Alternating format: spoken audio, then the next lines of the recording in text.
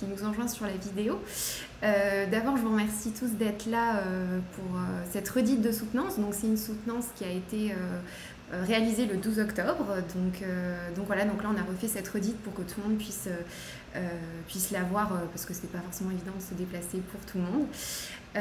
Du coup, j'en profite pour vous dire que la présentation va durer environ 45 minutes. Vous allez pouvoir poser des questions au fur et à mesure de la présentation au niveau des commentaires sur Facebook. Donc c'est Élise qui aujourd'hui est en charge, en assistante technique, qui va du coup lire ces questions et essayer un petit peu de les regrouper entre elles. Et après la conférence, on essaiera de répondre à un maximum de questions. On se donnera à peu près 15-20 minutes pour répondre à ces questions. Voilà, donc là on va commencer doucement et puis s'il y en a qui nous rejoignent, ce sera avec plaisir. Donc je commence cette présentation.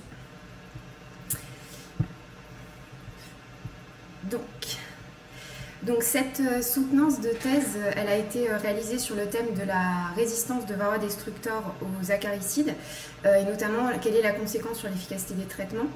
On s'est focalisé particulièrement sur l'application au toflualinate et à l'amitrase. Alors cette soutenance, cette thèse entière en fait, elle a été financée par l'ANRT, donc l'Association nationale de la recherche et technologie, et les sociétés Apinov et VitaBiels.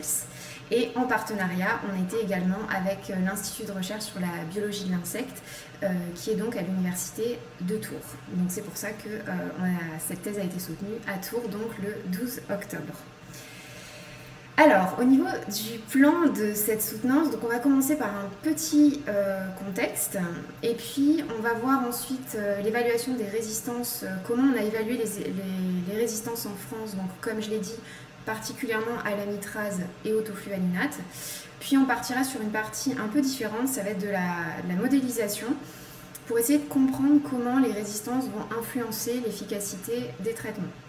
Et enfin, dans une dernière partie, on verra un petit peu une petite discussion et des perspectives de recherche pour l'avenir.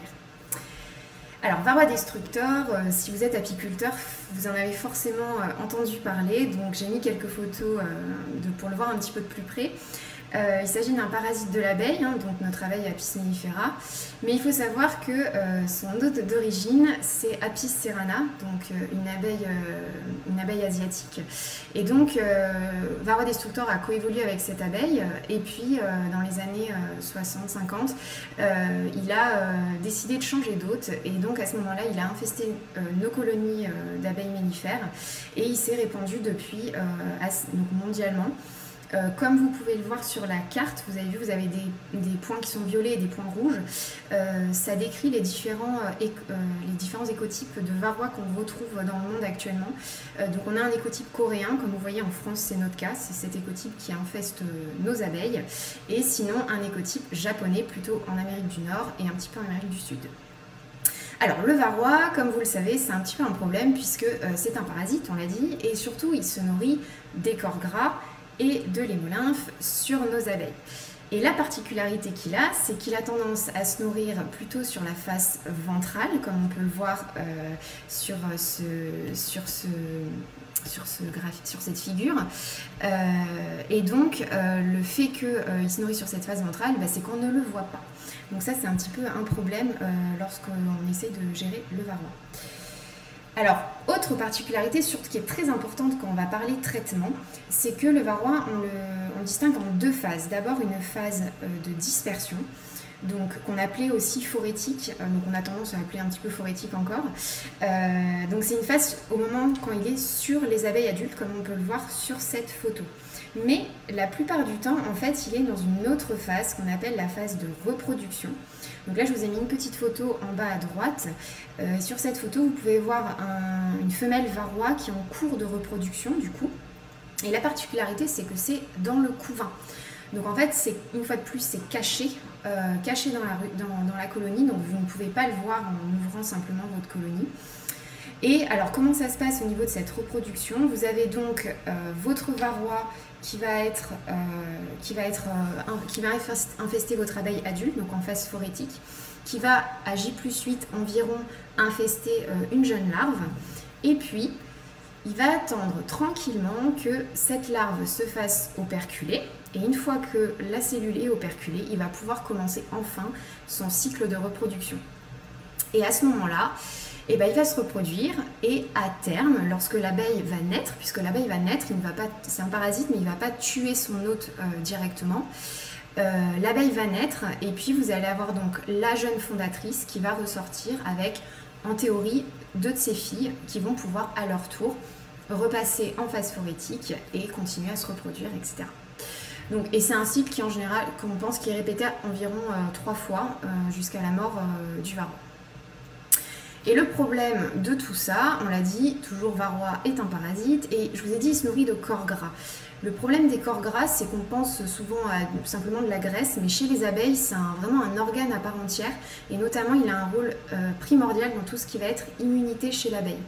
Donc ça, c'est vraiment un problème lorsque les corps gras chez les abeilles diminuent.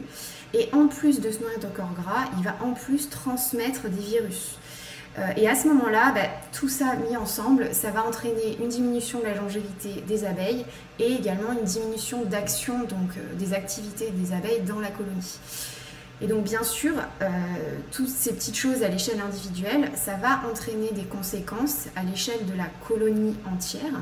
Et donc vous, en tant qu'apiculteur, la première chose que vous allez pouvoir voir, ça va être une diminution de la production de miel, mais également du coup un effondrement de la colonie, puisque moins de production de miel, moins de soins aux larves, etc. Et ça entraîne un effondrement, souvent qui a lieu en hiver, et qui peut prendre plusieurs années. Il ne faut pas être surprise, on sait que ça peut prendre un petit peu de temps avant que la colonie s'effondre. Mais heureusement, on a quand même des solutions pour lutter contre ce parasite. Et donc ce sont des acaricides qui sont autorisés pour contrôler cette infestation de varroa. Donc il faut savoir qu'en France, nous avons 3 substances acaricides qui sont autorisées en apiculture biologique.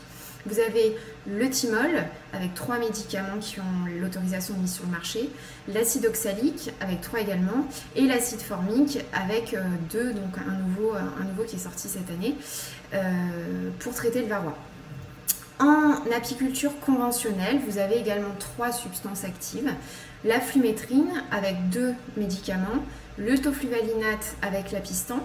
Il faut savoir que ces 2 substances actives, ce sont des périnétroïdes de type 2 et donc leur cible, ça va être des canaux sodiques de type 2.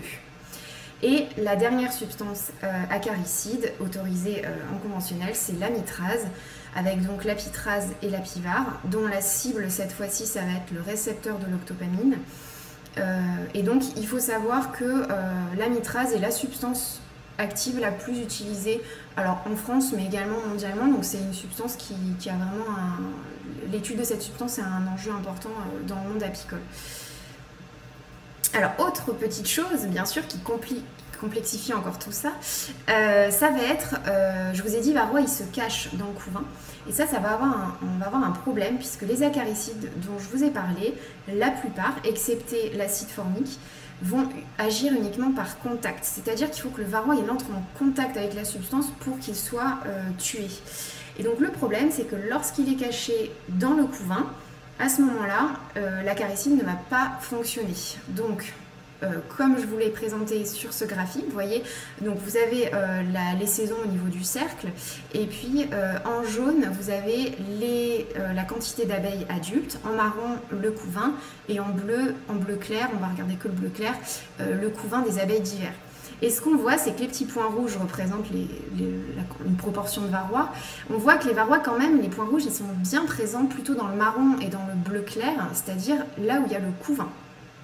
Donc ça veut dire que lorsque vous appliquez des traitements, et bien en fait si vous appliquez le traitement une journée, la plupart des varrois vont être pris uniquement dans le couvain. Donc en fait votre traitement ne va pas être efficace.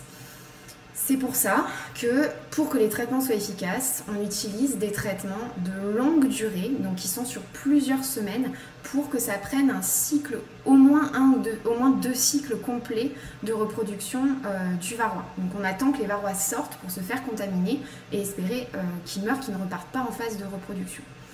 Et le problème de l'utilisation de ces traitements longue durée, eh ben, ça va être les risques bien sûr de résistance, puisqu'il faut savoir que dans une population naturelle, vous allez avoir donc en vert ici c'est les individus sensibles. Alors je parle sensible à l'acaricide, mais c'est sensible, ça peut être sensible à tout, hein. Donc ici, sensible à l'acaricide. En rouge, les individus résistants. Et vous voyez qu'au milieu, au niveau de la courbe, il y a beaucoup d'individus qui sont un peu entre les deux. Et il faut savoir que c'est souvent le cas. Et le problème, c'est que quand on utilise un acaricide, par exemple ici, on aura tendance à tuer donc d'abord les varrois sensibles, donc les verts, et petit à petit, en fait, on va décaler la courbe vers les individus qui seront les moins sensibles, les plus résistants. Et ça, c'est le problème lorsqu'on applique toujours la même substance active. Alors, comme on parle de résistance, je vais aussi décrire qu'est-ce qu'une résistance. Il faut savoir que déjà, il y a 4 types de résistance, donc il faut déjà définir de laquelle on parle. Donc, la première, ça va être une résistance comportementale. Donc là, c'est décrit par une fuite. Donc par exemple, c'est un insecte qui va être capable de détecter l'insecticide sur le lieu. Et donc, plutôt que d'entrer en contact avec celui-ci, il va décider de partir. Donc ça, c'est une première résistance. Donc c'est un comportement d'évitement. La deuxième résistance, c'est une résistance qu'on appelle physiologique. Donc là, l'insecte ou l'acarien va entrer en contact avec la substance, mais la substance ne va pas réussir à pénétrer dans l'organisme. C'est comme s'il avait un bouclier qui empêchait la substance d'entrer au sein de son organisme et donc d'agir comme toxique. La troisième résistance, c'est une résistance plutôt métabolique. Donc cette fois-ci, l'acarien ou l'insecte entre en contact avec la substance, elle arrive à pénétrer l'organisme, mais une fois qu'elle est dedans, avant d'aller rejoindre sa cible dont je vous ai parlé, où normalement quand elle agit, elle va tuer l'acarien, elle ne va pas réussir à atteindre la cible, elle va être détoxifiée. Donc là, c'est un travail souvent d'enzymes détoxifiantes qui vont agir pour évacuer la substance avant qu'elle n'atteigne sa cible. Et enfin, la quatrième résistance, c'est ce qu'on appelle une résistance au niveau de la mutation de la cible. Donc là, c'est pareil, l'acarien va entrer en contact, l'acaricide va rentrer dans l'organisme, il ne va pas y avoir assez d'enzymes qui vont évacuer le toxique, mais sauf que quand il va arriver au niveau de la cible, en fait, la mutation fait que l'acaricide ne va pas reconnaître sa cible. Donc en fait, il ne va pas réussir à s'emboîter dessus, et donc il ne va pas fonctionner, et il va finir par être évacué. Donc voilà les 4 types de résistance. Il faut savoir qu'on retrouve pour tous les organismes, hein, pas que chez Varroa. Et justement, chez Varroa, pour l'instant, les résistances qui ont été décrites, c'est plutôt des résistances de type soit métabolique, soit des résistances de mutation de la cible. Ça ne veut pas dire que les deux autres n'existent pas, mais en tout cas, elles n'ont pas encore été mises en évidence. Donc si on repart un peu plus sur le Varroa, on quitte un peu les généralités. Il faut savoir que la première résistance à Varroa, elle a été décrite avec le tofluvalinate, donc avec l'apistan. Alors comment c'est défini? En fait, vous allez prendre les premiers tests qui sont réalisés sont des tests phénotypiques. Donc ce qu'on essaye de voir, si on regarde sur les individus vivants, comment ils réagissent quand on les met en contact avec du tofluvalinate pour une population qu'on va définir comme sensible, c'est-à-dire une population qui normalement n'a pas été mise en contact avec la substance. Et on va la comparer avec une population qu'on ne connaît pas, dont on veut savoir si elle réagit de la même manière que la population sensible. Donc là, par exemple, sur ce graphique, vous voyez en ordonnée, vous allez avoir le nombre de varrois morts en fonction de la concentration qu'on donne aux acariens. Donc là, c'est vraiment des tests qui sont faits sur varrois. Et donc du coup, ce qu'on peut voir ici, c'est que vous allez avoir donc les sensibles en noir, en bleu du coup, pardon, je vous l'affiche. En bleu, vous voyez que quand on augmente la concentration, forcément la mortalité des varrois, elle augmente. Nous c'est pareil, si on augmente la quantité de toxiques qu'on ingère, plus la concentration est grande, plus il y a de chances qu'on meure. Eux c'est exactement pareil. Et ce qu'on voit, c'est que sur une population résistante, en fait on voit qu'il faut énormément augmenter la concentration de tofluvalinate pour arriver à la même mortalité que chez les populations sensibles. Et donc à ce moment-là, quand on voit cette différence, ce qu'on peut dire c'est que la population ne réagit plus comme une sensible et donc on peut partir sur des tests complémentaires pour définir le type de résistance. Parce que là on dit juste elle est résistante dans le sens où elle ne réagit plus normalement. Qu'est-ce qui se passe? Donc du coup il y a des chercheurs qui sont allés un petit peu plus loin et qui ont essayé de comprendre l'origine de cette résistance. Donc la première étape, ça a été de réaliser des tests enzymatiques. Donc là, c'est ce que je vous disais, c'est avec les petites enzymes. Et donc, ils ont pu montrer qu'en effet, il y avait des enzymes qui allaient détoxifier le toflualinate, donc l'enlever de l'organisme pour rendre les varrois plus résistants. Une autre origine de résistance, c'est donc des tests qui sont réalisés donc, moléculaires pour évaluer la mutation de la cible. Et avec le toflualinate, il y a eu des gros résultats qui ont été montrés à ce niveau-là. Ils ont pu montrer qu'il y avait bien plusieurs mutations qui avaient modifié la cible, et donc le toflualinate ne reconnaît plus sa cible lorsqu'il rentre dans l'organisme. Et notamment la cible majoritaire en Europe, donc en France aussi, ce serait la L925V.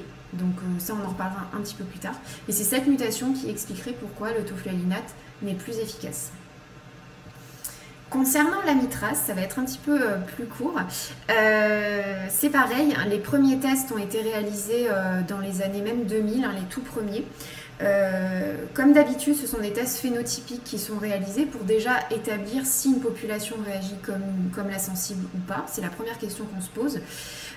Et donc là, il y avait une étude qui avait comparé 3 populations et qui a montré, donc c'est pareil, vous avez la mortalité en fonction de la concentration d'amitrase en abscisse, donc c'est en fonction log, c'est pour ça qu'il y a des moins. Mais on voit bien pareil qu'on a 2 populations qui sont plutôt qui réagissent assez classiquement, et qu'on en a une autre, on ne sait pas trop pourquoi, qui réagit un petit peu moins bien. Et donc il y a eu des premières études qui ont montré qu'il y avait en effet des populations qui ne réagissaient plus normalement à l'amitrase. Donc là, au niveau des origines de résistance, il y a eu des tests qui ont été réalisés, des tests enzymatiques aussi, donc au niveau des enzymes, mais pas sur varroa, parce que varroa, il y a très peu de données dessus pour l'instant, mais sur un autre acarien qui est un ravageur de verger. Et donc ils ont montré également qu'avec l'amitrase, ils avaient observé une augmentation de ces enzymes détoxifiantes chez cet acarien ravageur de verger.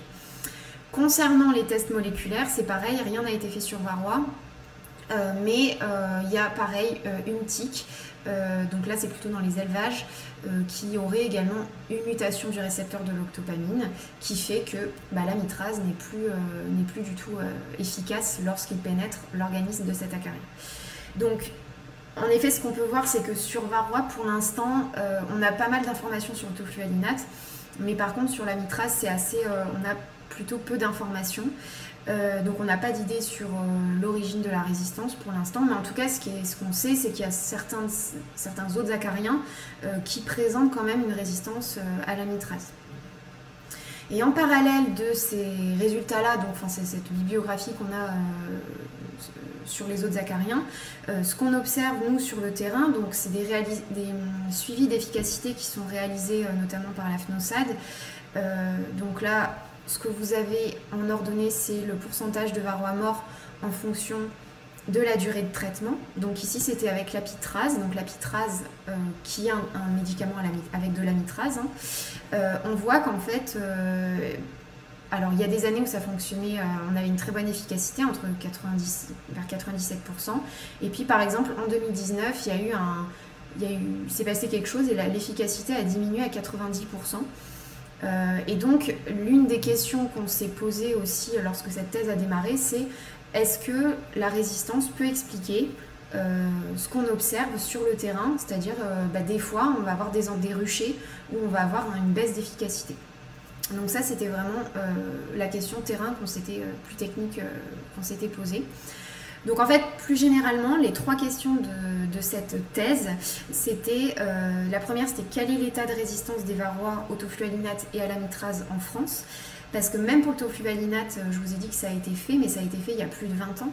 Donc on voulait voir un peu déjà, est-ce qu'on trouve des résistances et essayer de voir un petit peu en termes de proportion ce qu'on retrouve en France. Ensuite, la deuxième question, donc plus sur la partie, je vous ai dit on parlera modèle, donc ce sera plus sur cette partie-là, comment la résistance influence l'efficacité des traitements. Donc ça, vraiment, c'est à partir de modèles qu'on peut le définir, parce que sur le terrain, il y a tellement de paramètres qui peuvent jouer que c'est compliqué de pouvoir conclure son modèle. Et enfin, en troisième question, c'était un petit peu ambitieux de poser cette question en début de thèse, mais comment conserver une bonne efficacité des traitements actuels? Donc, malheureusement, on n'a pas de réponse directe de ça, mais on en parlera au moins pendant la discussion pour ouvrir un petit peu les questions. Alors, pour évaluer la résistance, il a fallu bien sûr choisir une méthode pour décrire si une population de varroa est résistante ou non. Donc la méthode en soi, elle est assez simple. Elle a été créée en 1995 c'était celle qui était utilisée pour déterminer la résistance au toflualinate. Et elle a été reprise par un chercheur en Argentine. Et donc nous, on a récupéré cette méthode et on l'a refaite, on a essayé de la reproduire pour refaire nos tests. Donc, ce qu'on utilise, ça va être des boîtes de pétri. Donc, c'est des petites boîtes en plastique qu'on utilise pour faire les tests. On va préparer différentes solutions d'amitrase et de toflualinate à différentes concentrations. Puis, on va contaminer chaque boîte avec une concentration connue donc des différentes solutions. Ça, c'est la première étape. Après, les petites boîtes, on les met au congélateur et on attend. On passe à la phase la plus chronophage, c'est la collecte des varrois.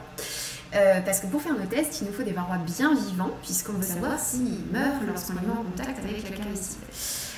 Et ce qu'on peut voir, ce qu'on a vu, c'est qu'il a fallu monter donc, de nombreux partenariats pour avoir suffisamment de varrois. Et donc les varrois, en fait, on les recevait par la poste, par des transporteurs, pour faire nos tests. Et donc on recevait des tout petits morceaux de couvain.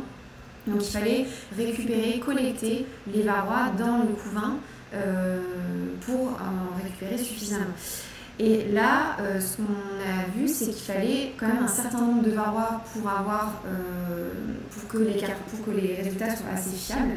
Et donc il nous fallait minimum 60 varrois par concentration pour essayer d'avoir un groupe assez homogène. Donc comme on réalise toujours un témoin,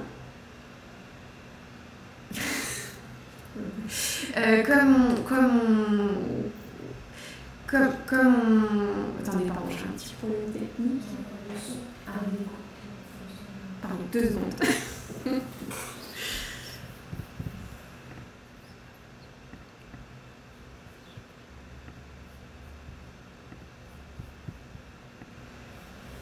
On reprend, on refait un essai. Vous pouvez marquer dans les commentaires si visiblement il y a eu un petit problème de son. N'hésitez pas à le redire si jamais ça ne va pas, qu'on essaie de régler le problème. Du coup, je reprends pour la collecte des varrois. Du coup, comme il fallait, évidemment, il faut toujours des témoins, parce que comme je vous ai dit, comme les varrois ont subi un transport, il fallait vérifier que ce qui tue les varrois, c'est bien l'acaricide et pas un transport, par exemple. Donc, on part toujours avec minimum 120 varrois pour réaliser nos tests. Donc, ça nécessite quand même pas mal de varrois, et surtout, je vous ai dit, des fois, il faut réaliser beaucoup de concentration. Donc, on peut monter facilement à 800 000 varrois nécessaires. Une fois qu'on a collecté nos varrois, on va pouvoir les mettre en contact avec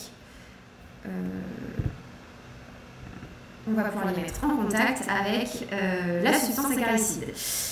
Donc là, du coup, on les laisse pendant 1 heure seulement.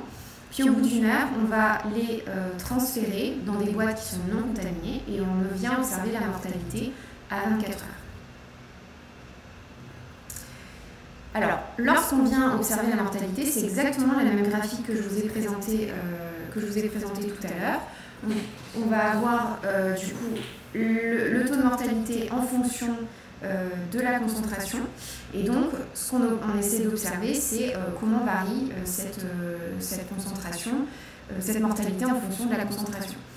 Sauf que, comme je vous ai dit, si à chaque fois on veut réaliser cette courbe, ça demande 1000 varrois, donc c'est extrêmement long de définir si une population est résistante juste en faisant cette courbe. Donc il y a des techniques qui existent, qui permettent de gagner du temps. Et donc c'est ce qu'on appelle la CL90, c'est l'utilisation d'une concentration discriminante.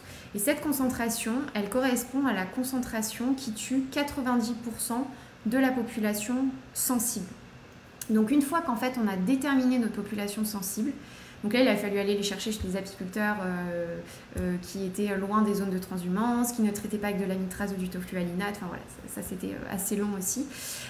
Et une fois qu'on a déterminé cette concentration, au lieu de tester toutes les concentrations à chaque fois, on peut utiliser que cette concentration pour déterminer si notre population, elle réagit plutôt comme une population sensible ou plutôt pas comme une population sensible.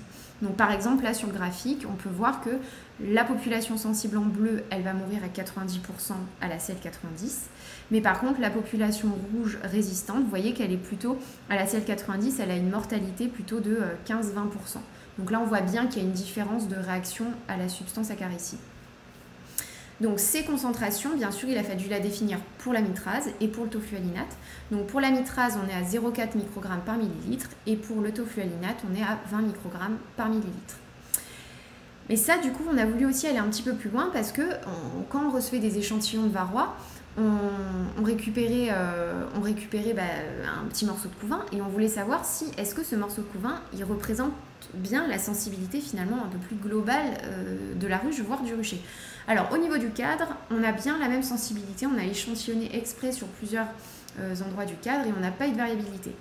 Au niveau d'une ruche, donc en échantillonnant pareil sur plein de cadres différents, dans plein de couvains différents, on n'avait pas de variation de sensibilité, donc on a bien la même sensibilité au sein d'une même ruche.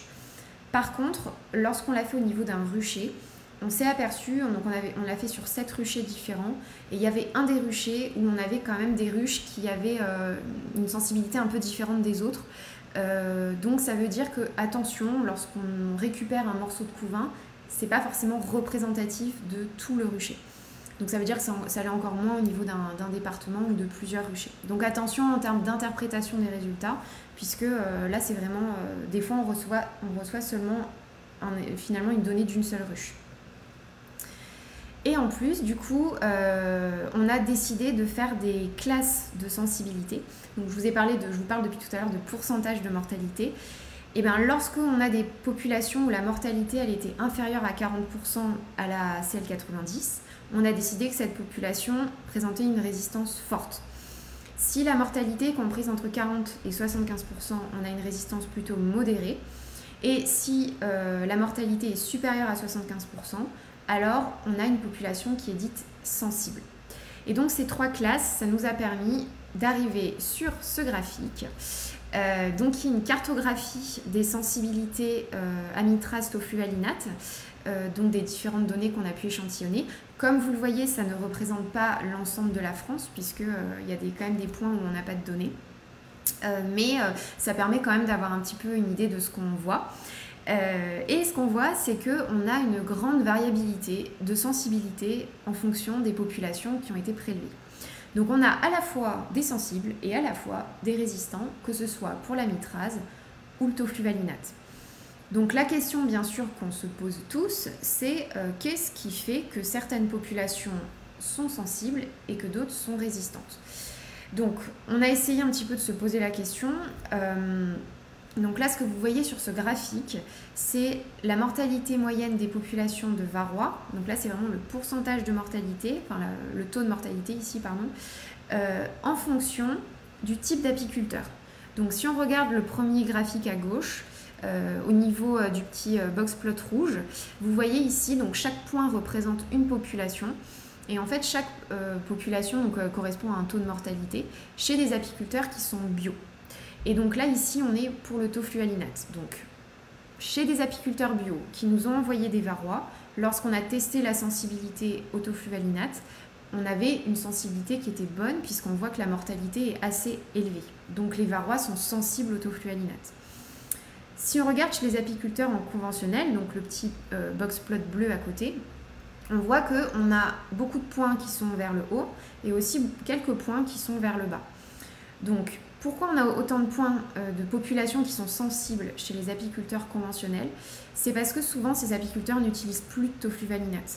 Donc comme les apiculteurs n'utilisent plus de tofluvalinate, la sensibilité des varrois, hop, elle remonte, ils redeviennent sensibles. Les quelques points qu'on voit en bas, donc les populations qui sont plutôt résistantes au tofluvalinate, en fait c'est parce que c'est les apiculteurs qui ont l'usage d'utiliser du tofluvalinate qui ont des populations forcément plus résistantes. Si on passe sur la partie maintenant de droite, donc si on regarde le petit box plot vert, là on passe sur la partie amitrase pour les apiculteurs bio. Donc pareil, on a prélevé chez les apiculteurs bio des varrois, donc normalement qui n'ont pas de contact avec de l'amitrase. On voit que majoritairement, même s'il y a quelques points un petit peu vers le bas, ils sont quand même sensibles à l'amitrase. Et si on regarde les apiculteurs conventionnels, donc le violet tout à droite, on voit qu'on a des points de partout. Donc on a à la fois des populations qui sont très sensibles et à la fois des populations qui sont très résistantes. Et là c'est assez intéressant parce que ça veut dire qu'il y a des apiculteurs qui utilisent de l'amitrase et qui ont des varrois très sensibles et d'autres qui l'utilisent et qui ont des varrois très résistants. Donc ça, une fois de plus, c'est des questions qu'on a essayé d'y répondre. Donc malheureusement, on n'avait pas forcément suffisamment de données pour répondre à ces questions parce que chaque apiculteur a ses manières de traiter et donc c'était difficile de faire des groupes.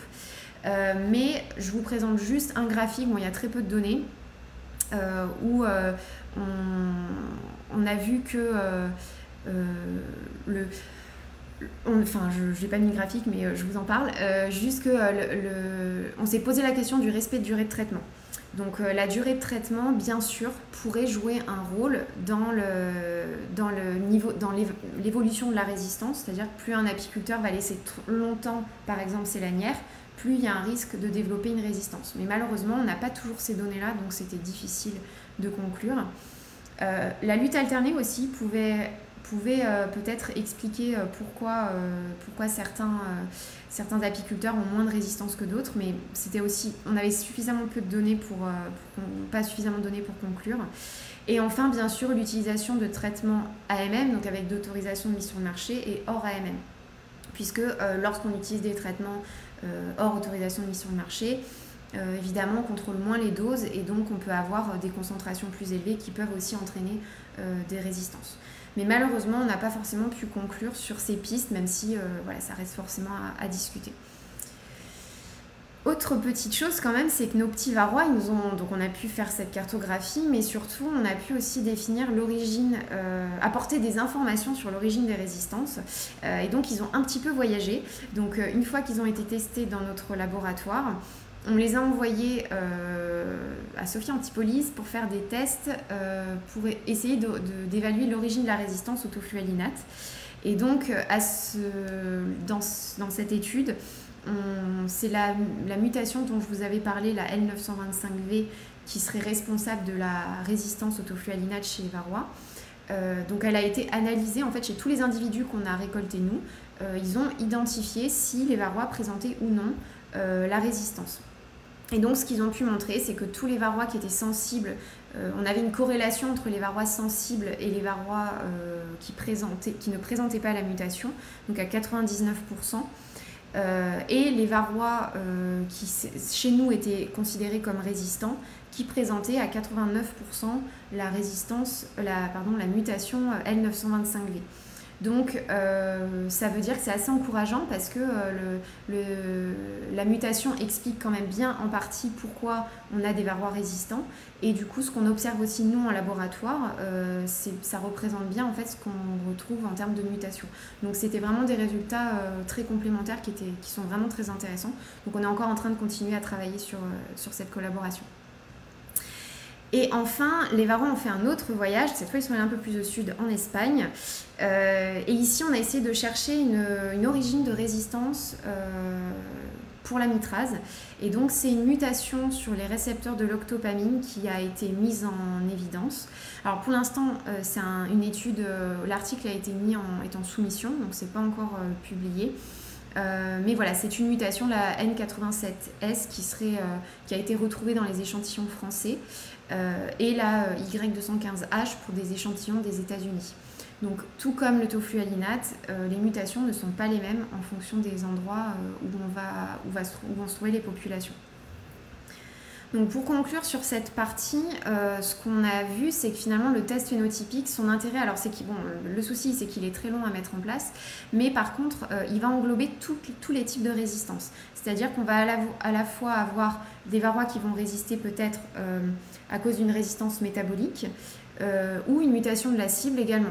Donc ça c'est vraiment intéressant, l'aspect phénotypique finalement est intéressant puisqu'il permet d'englober tout type de résistance et voir pourquoi pas même une résistance physiologique. Alors on va passer à la partie maintenant modélisation et traitement. Donc juste pour remettre dans le contexte, lorsqu'on évalue une efficacité de traitement, ce qui est évalué donc au point de vue européen et ce que présente tout le temps l'AFNOSAD, ça va être un pourcentage d'efficacité, un nombre de varrois résiduels, donc on considère qu'il faut qu'il soit inférieur à 50 varrois pour que la colonie puisse vivre normalement l'année d'après. Et on regarde très peu, mais nous on va un petit peu en parler aussi, de la cinétique de chute, c'est-à-dire comment les varrois tombent. Est-ce qu'ils tombent très vite ou est-ce qu'ils tombent très doucement? Et donc bien sûr, dans cette partie, ce que je vous avais dit donc en introduction, c'est qu'on va essayer de comprendre si un modèle avec une résistance peut expliquer pourquoi on observe cette diminution-là, de cette perte d'efficacité qu'on retrouve ici. Alors, pour répondre à cette question, donc, il a fallu faire un modèle. Donc, je vais vous expliquer tout ça. Regardez pas forcément l'équation. L'idée, là, c'est juste de regarder le petit schéma qui est à droite. Donc, l'idée, on va se mettre au niveau des phoretic mites. Donc, c'est les varrois phorétiques. On va regarder comment ils évoluent. Donc, on va mettre un certain nombre de varrois dans cette boîte. Et on va leur dire qu'ils vont infester, à une quantité qu'on maîtrise, le couvain d'ouvrière ou le couvain de faux-bourdon. C'est pour ça que vous avez deux flèches, une en bas et une en haut, en fonction de l'un ou l'autre.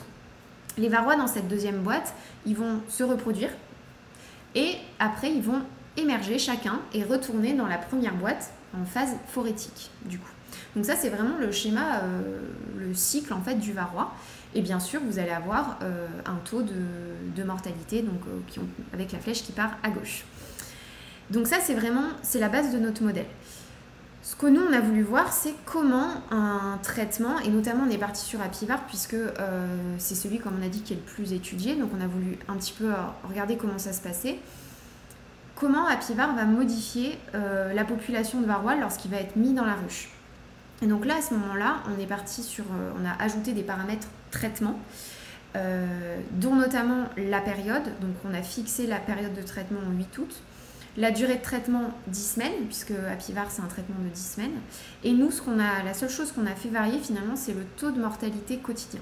Donc en fait, c'est ça qu'on a fait varier pour voir quel impact ça avait sur la population de varrois en fonction du taux de mortalité qu'on modifiait.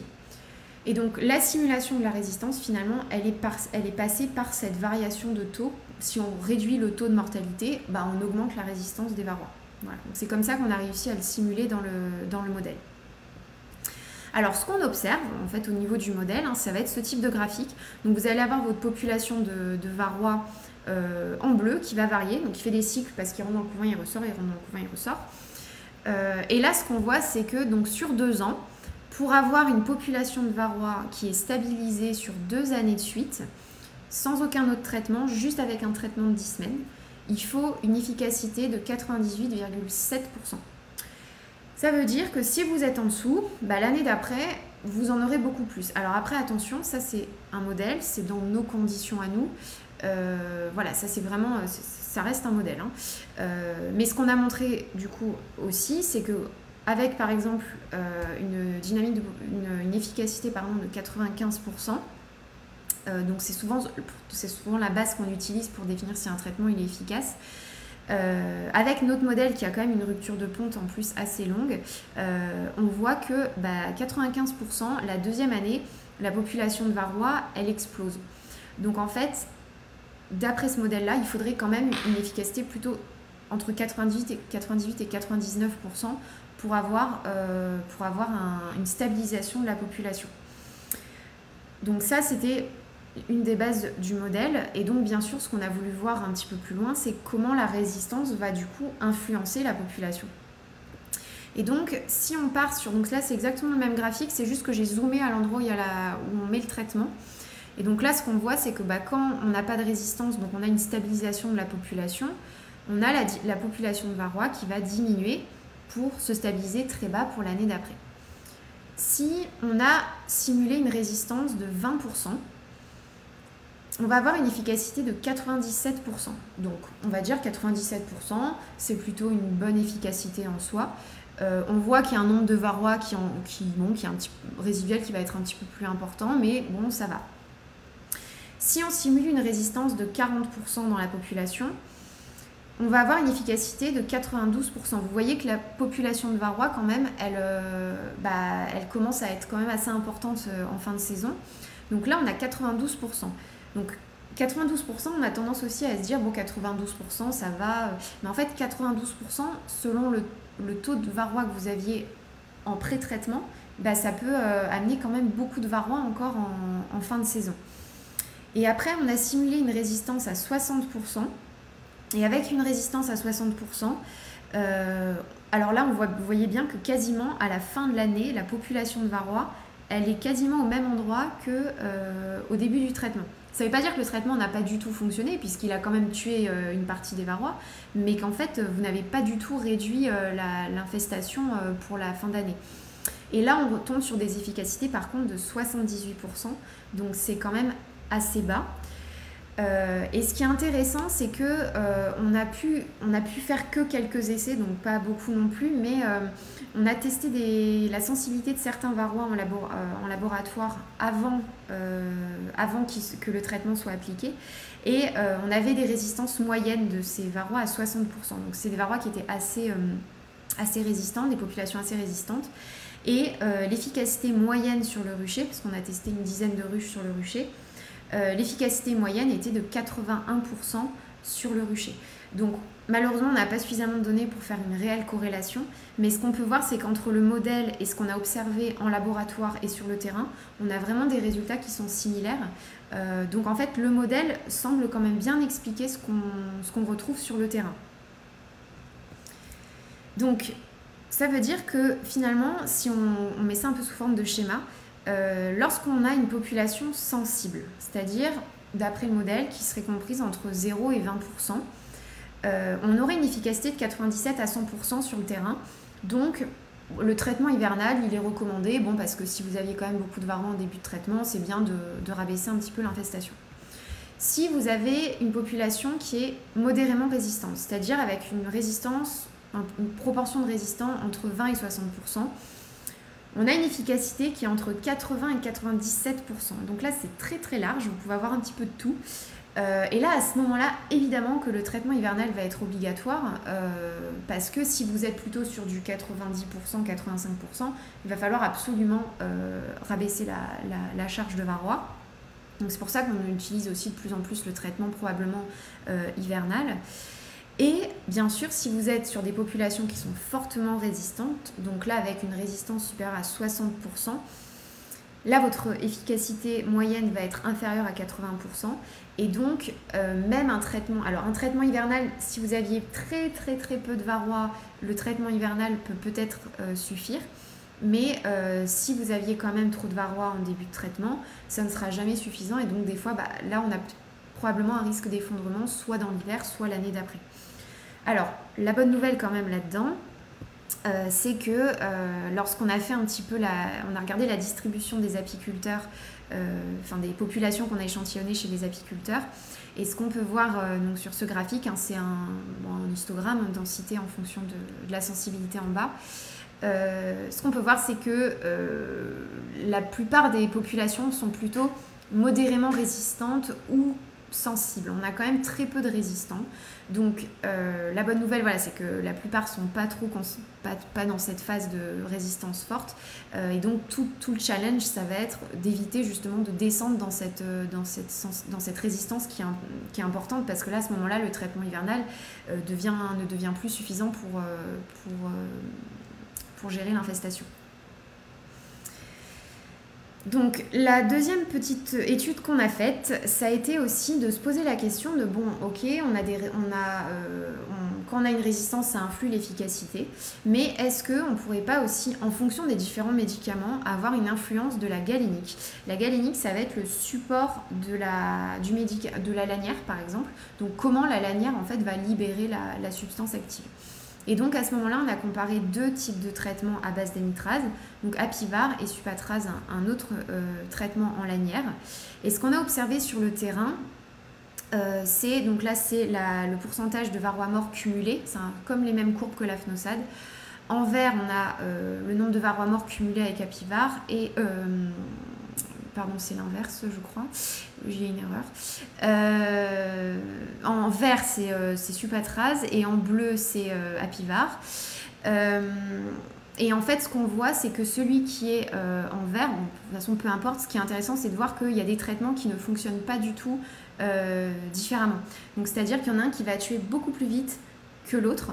Et ça, c'est vraiment intéressant parce que ça veut dire qu'est-ce qui se passe, en fait, pourquoi un traitement va agir plus vite qu'un autre. Et donc, on a essayé de modéliser ces traitements. Donc là, ici, on a la bonne légende. Ce qu'on peut voir, c'est que, en fait, donc j'ai remis exactement le même graphique de qu'est-ce qui se passe quand on applique le traitement. Et ce qu'on voit, c'est que Supatrase, qu'on a réussi à le modéliser, en fait, il va tuer plus vite les varrois. Forcément, la population de varrois va réduire plus basse et surtout plus vite. Et donc, l'une des questions qu'on s'est posées, bien sûr, c'est qu'est-ce qui peut amener cet effet-là. Donc, ça peut être bien sûr soit la substance en elle-même qui libère plus de substances actives, soit une autre substance qui fait qu'on observe ces différences-là.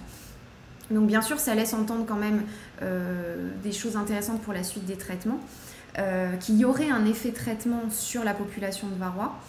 Mais attention, parce que si on a une augmentation de substances actives, forcément, on va tuer ça va être plus efficace parce qu'on va tuer plus de varrois. Donc, la durée de traitement va pouvoir être réduite puisqu'on tue plus de varrois, donc on est moins obligé de le laisser très longtemps dans les ruches.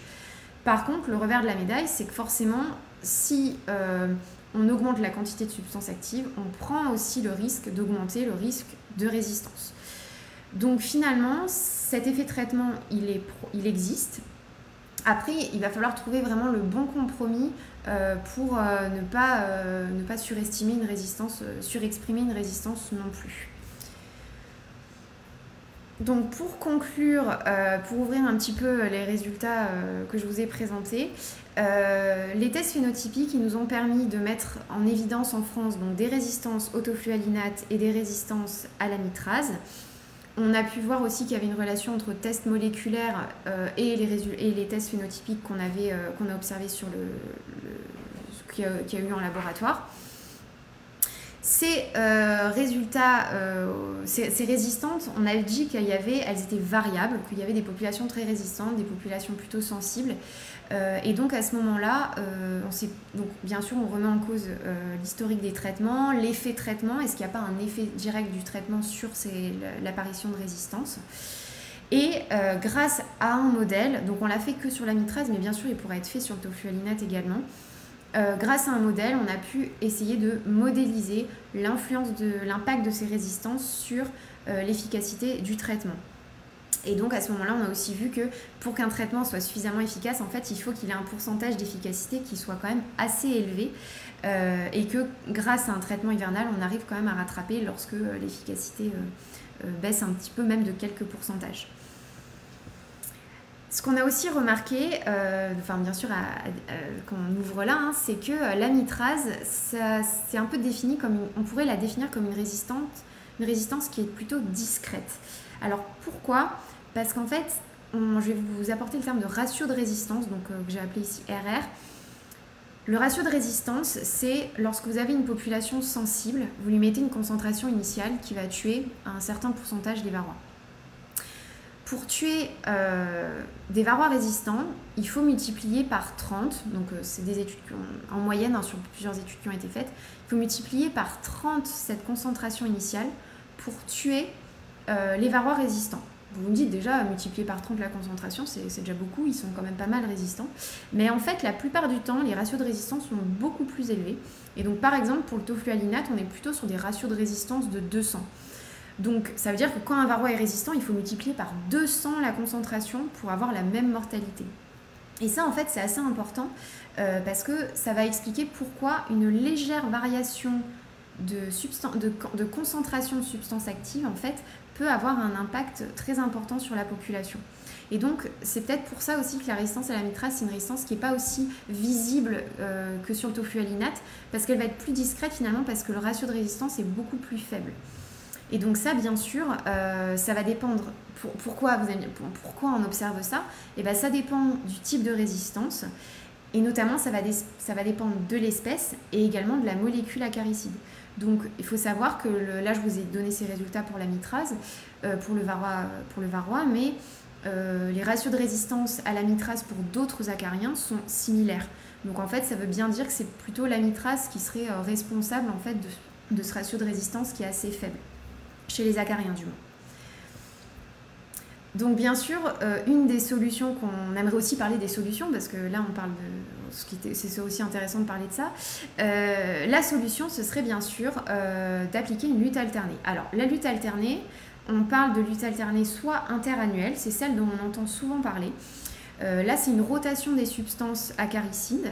Donc, c'est-à-dire qu'une année, on va traiter par exemple avec de la mitraz pendant 3 ans, 4 ans, et puis un jour, on va traiter, une autre année, on va traiter par exemple avec du toflualinate, ou ça peut être de l'acide formique ou de l'acide oxalique. L'idée, c'est simplement d'alterner les molécules. Mais le problème, lorsqu'on met en place ce style de lutte alternée, c'est qu'il faut avoir des connaissances sur la période de réversion. La période de réversion, c'est le temps qu'il faut au varroa pour redevenir sensible. Parce que s'il est très résistant à une molécule, si vous changez qu'une année, ça ne va pas suffire à le faire redevenir sensible. Donc à ce moment-là, le problème, c'est qu'on a très peu d'informations sur cette durée. Et donc, des fois, on a mis en place des plans de lutte alternés, mais il nous manque encore des informations biologiques. Surtout que la période de réversion, elle va dépendre de l'environnement. Enfin, on soupçonne beaucoup qu'elle dépende de l'environnement, notamment au niveau des contaminations des cires, des pesticides qui vont être utilisés dans les champs, notamment les pyréthrinoïdes sont assez employés. Donc c'est sûr que si vous avez vos ruches qui sont dans des zones de verger, elles vont être plus souvent en contact avec des pyréthrinoïdes. Et donc forcément, il va y avoir un effet comme pareil si vous avez une grande densité de ruches, vous allez avoir des effets sur votre état de résistance de vos varrois. Donc ça, c'est un petit peu le problème avec la lutte interannuelle. La lutte intra-annuelle, ce serait de faire 2 traitements. Donc on n'attend pas plusieurs années, mais on va faire des traitements en successif. C'est-à-dire qu'on va par exemple appliquer une substance active A qui va tuer les varrois sensibles. Et en fait, de suite après, on va venir mettre un autre traitement qui permet de venir tuer les varrois qui ont survécu au premier traitement. Donc ça, ce serait un moyen de diminuer la durée de contact avec un seul acaricide, parce que par exemple, au lieu de faire 8 semaines avec le même, on va faire 4 semaines avec l'un, 4 semaines avec l'autre, par exemple. Ça, c'est des moyens de lutte qui sont employés dans le milieu agricole, et donc ça pourrait être des pistes de réflexion à mettre en place dans le monde apicole. Et bien sûr, ça diminuerait donc la pression de sélection aussi sur les varrois résistants. Donc ça, on pourrait essayer de le modéliser avec le modèle pour essayer de comprendre si ça fonctionnerait bien. Et bien sûr, on est en train de le tester sur le terrain pour voir si on observe quand même des baisses de résistance ou pas. Donc pour conclure sur ces travaux, on a bien mis en évidence la présence de varrois résistants au toflualinate et à la mitraz en France, mais on a vu aussi qu'il y avait quand même encore des populations sensibles, donc ça veut dire qu'il y a des solutions pour essayer de conserver une bonne sensibilité des varrois au traitement. On a vu que les résistances, alors quand elles sont très fortes, bien sûr, elles vont entraîner une perte d'efficacité élevée et donc un échec de traitement. Donc ça, on l'a dit, c'est donc soit pour des fortes, soit pour des substances actives où le ratio de résistance va être assez élevé. Mais attention, il faut quand même aussi avoir l'œil sur les résistances qui sont assez faibles, comme on l'a dit un petit peu pour la mitraz. Donc on a dit résistance un peu plus discrète, où on a une perte d'efficacité qui n'est pas si visible que ça, on n'a pas l'impression qu'il y a un problème, mais en fait ça maintient quand même la population de varrois trop élevée, et même avec le traitement hivernal, des fois ça peut ne pas suffire, et de toute façon dans ces cas-là, le traitement hivernal devient absolument obligatoire. Et enfin, bien sûr, l'idée ce serait de mettre en place des stratégies de gestion des résistances. Donc bien sûr, on parle beaucoup maintenant de faire des suivis d'infestation, gestion des infestations. et ben, on pense aussi qu'il va falloir maintenant amener de la réflexion sur la gestion des résistances si on veut continuer à gérer le varroa correctement. Voilà, donc je vous remercie pour cette longue écoute aussi tardive. Voilà, je remercie également toutes les personnes qui ont travaillé avec moi sur ce projet parce que j'étais loin d'être toute seule. Et puis voilà, donc on va passer aux questions. J'ai Élise qui m'a... Donc je quitte le diaporama. J'ai Élise qui a préparé pas mal de questions. Donc, du coup, je lis un petit peu pour essayer de voir s'il y a des choses communes. Alors, j'ai une question sur est-ce qu'il a été constaté des résistances à l'amitrase après le traitement à lanière, s'il y a eu un traitement hivernal à l'acide oxalique. Donc si j'ai bien compris la question, ça on s'était posé la question et on n'a pas trouvé de lien, c'est-à-dire qu'il y a des apiculteurs qui utilisaient un traitement hivernal à l'acide oxalique hors couvain, mais qui avaient quand même des varrois qui présentaient des résistances à l'amitrase. Donc pour ça, pour l'instant on n'a pas de lien, en tout cas ça rentrerait, d'après les données qu'on a, ça rentrerait pas dans de la lutte alternée interannuelle.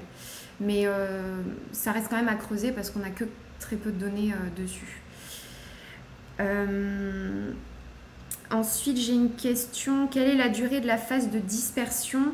Donc, j'imagine que c'est la phase en phorétique aussi, donc sur les abeilles adultes, si c'est ça la question. C'est en moyenne de 8 jours, mais ça peut être très variable. Ça peut dépendre de l'attraction du couvain, ça peut dépendre de la quantité de mâles, mais en moyenne, on est sur une petite semaine. Enfin, entre 5 et 8 jours, voilà, en moyenne.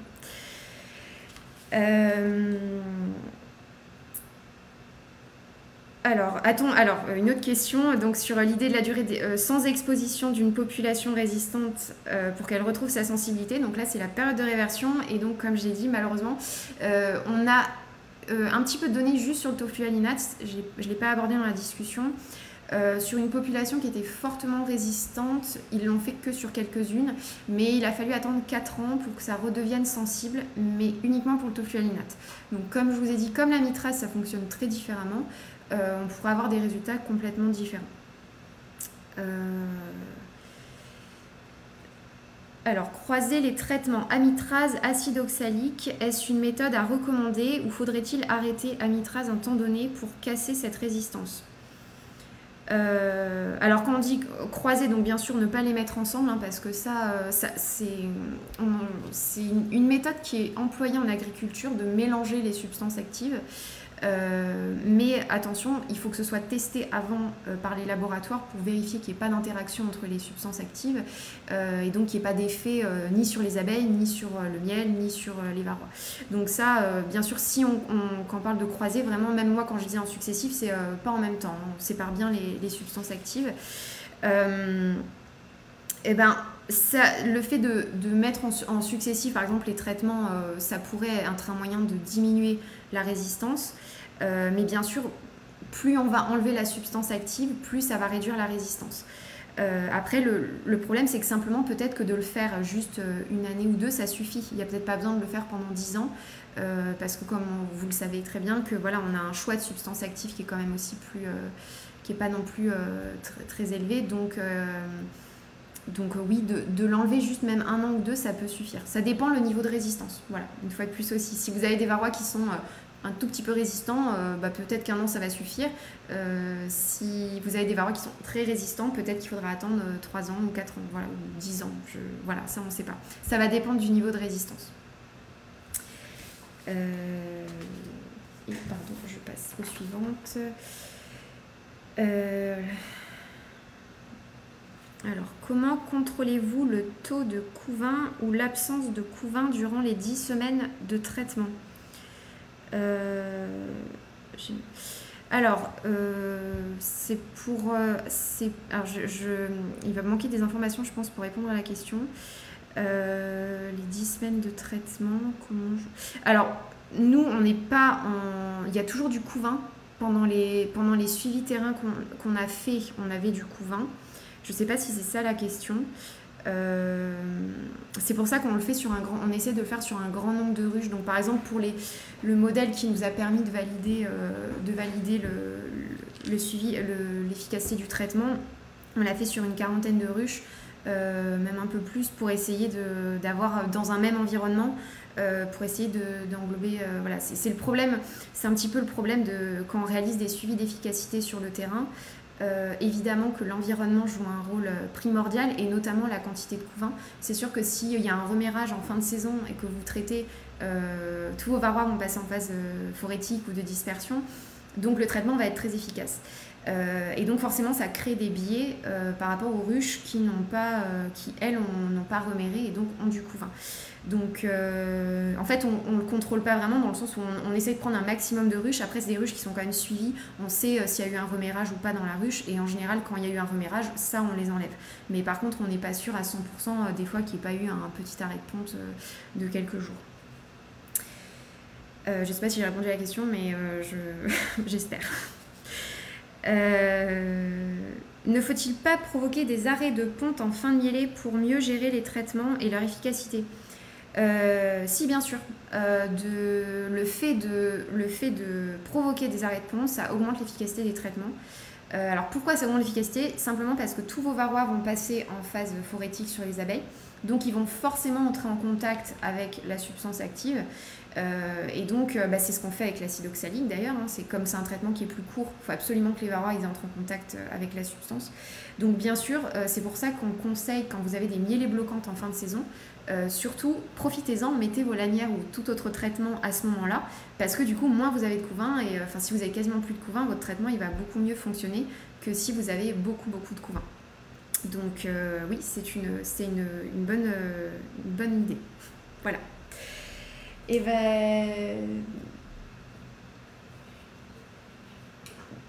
il y en a d'autres ? Ok, c'est bon. Bon voilà. Bon écoutez, j'espère que j'ai répondu à vos commentaires. J'espère que ce redit de soutenance de thèse vous a plu et que vous avez quand même appris des choses. Et puis voilà, si un jour, j'espère qu'on aura l'occasion de se revoir. Et puis n'hésitez pas, si un jour vous avez une question pour d'autres conférences, n'hésitez pas, ce sera fait avec plaisir.